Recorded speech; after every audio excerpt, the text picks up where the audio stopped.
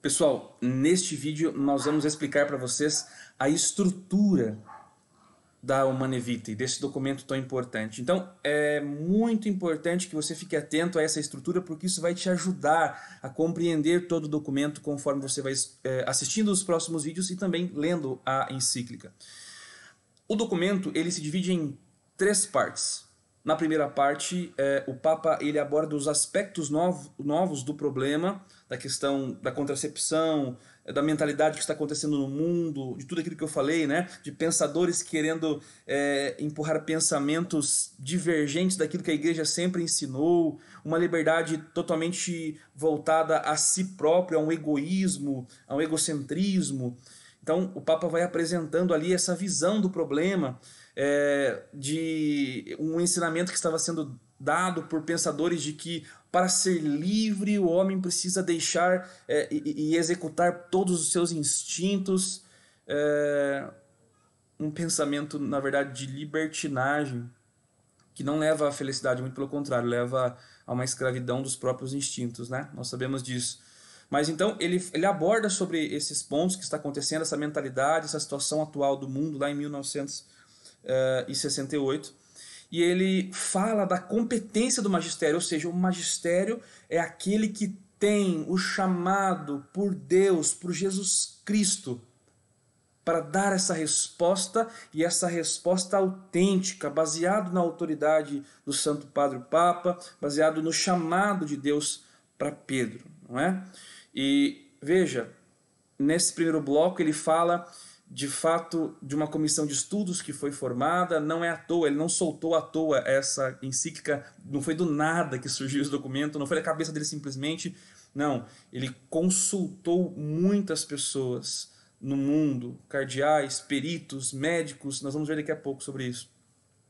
E depois, nesse primeiro bloco, ele dá a resposta do magistério diante desses estudos, tá bom? No segundo bloco, o Papa gasta um bom tempo para explicar os princípios doutrinais a respeito do amor humano, a respeito da vida conjugal e um dos ensinos fantásticos a respeito da visão global do homem.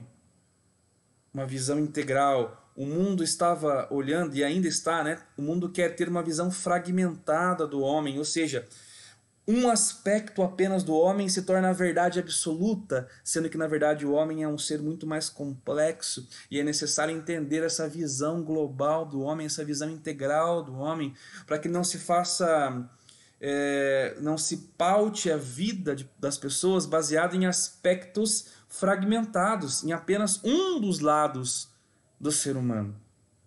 Então isso é muito importante.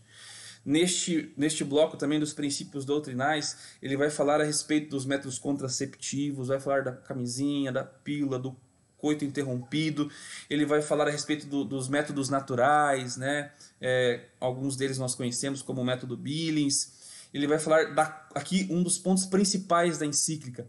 Ele fala da consequência que causa no ser humano o uso dos métodos contraceptivos. Muita gente não enxerga isso, e isso é uma das principais coisas que nós devemos olhar na encíclica, dessa encíclica profética de Paulo VI, que fala dessas consequências daqueles que, se a humanidade aderir aos métodos contraceptivos, isso há mais de 20 anos atrás, né? Ou mais de 20, mais de 40, 50 anos atrás, quando foi promulgada a encíclica, ele profetizava isso, e hoje nós, de fato, vemos tudo isso acontecendo.